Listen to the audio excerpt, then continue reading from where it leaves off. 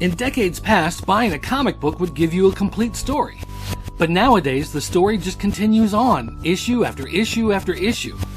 We'll take a look back at some comics from different time periods, different companies, different writers, and see, are these comics any good? Can you read them out of context?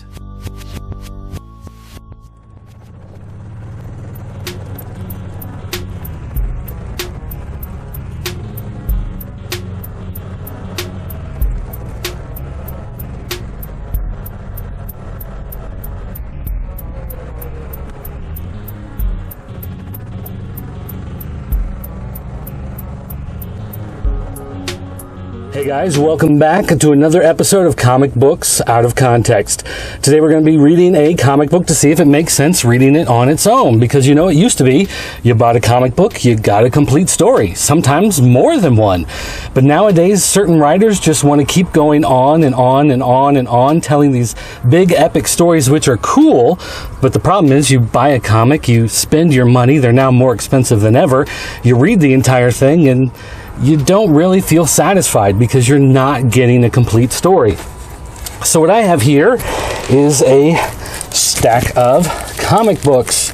And these are a bunch of random books that I have bought from different stores across the United States over the last few months, buying from conventions and stores and out of the dollar bins and out of the, random unassorted boxes. And I'm just going to, shuffle them up, mix them up here. We are going to pick one at random. We are going to read it today, and we're going to see if it makes sense to read it without having read any of the ones that come before it. And is it satisfying? Does it make a complete reading experience? So we are just going to flip. We're going to cut right here in the middle, and we are going to read, what is this? The Ferret, number 6. We are going to read Ferret number 6, and we are going to see, is this a comic book that you can read out of context?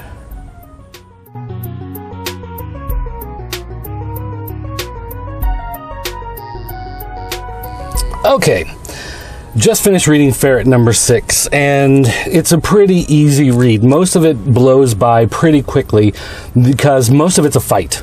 The story opens with Ferret, and he's tumbling through some interdimensional portal, and at first your thought is, well, how did he get there? Why is he there? This doesn't make any sense.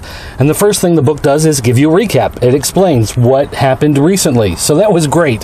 The type of thing a book needs when you're jumping right into the middle of a story is giving you a recap. That's one of the things that I keep talking about in doing a series like this. So it was nice to see that we get that type of thing here.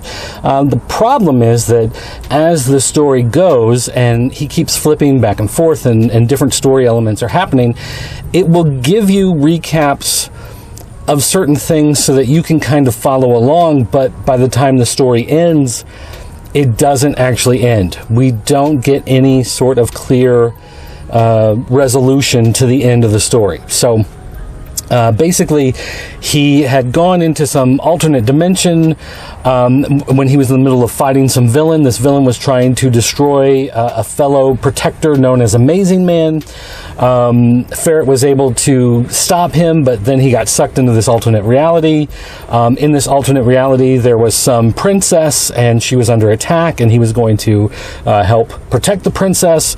But then the wibbly wobbly whatever stuff happened, and he found himself back into the normal dimension, and he's fighting the villain again.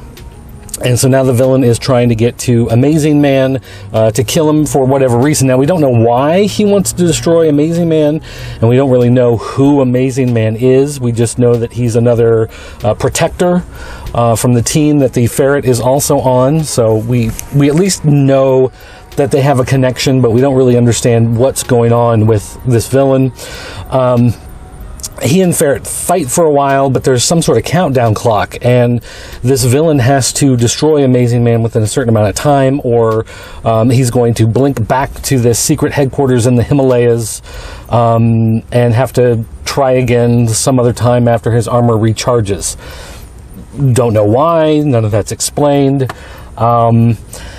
But so the story is very convoluted.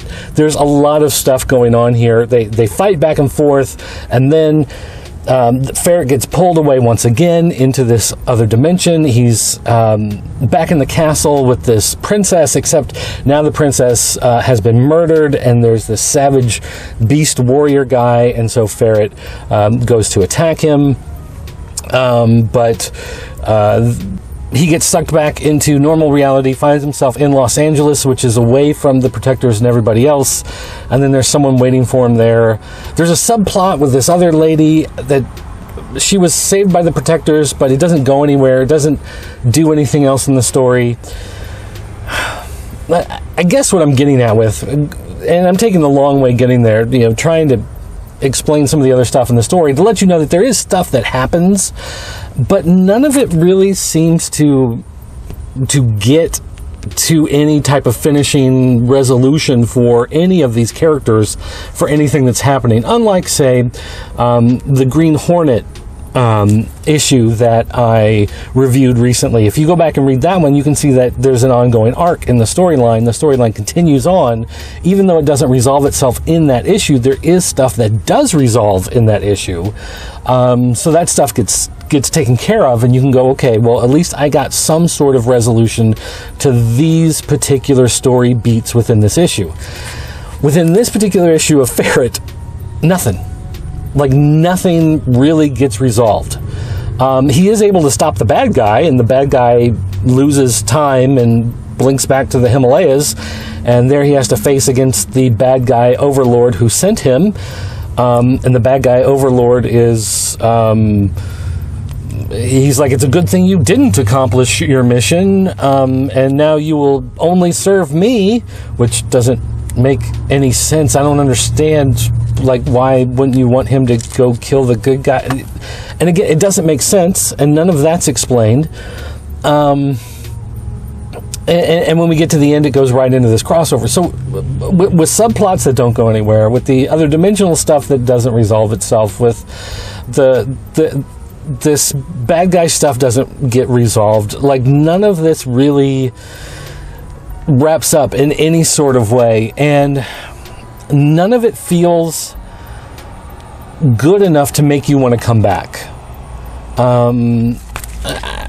I guess the idea they're hoping that you read, this is part of the Malibu line. So there was Protectors, there was Ex-Mutants, there was Ferret, there was Man of War, there was Gravestone. I'm trying to think what else. There were a ton of these books back in this era.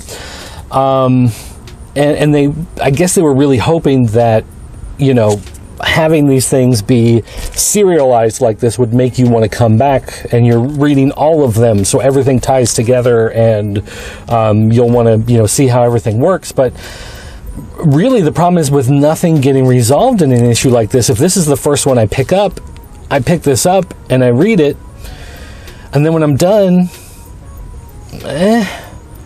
because nothing plays out, so I don't have any sort of sense of I care about whether or not anything's going to get taken care of in the next issue, because I have nothing that plays out in this one.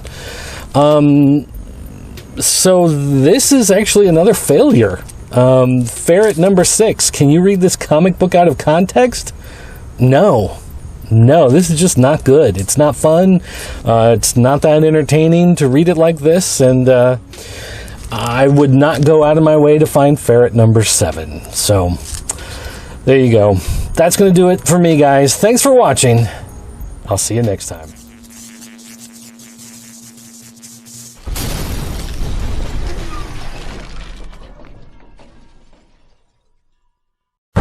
Speed Demon.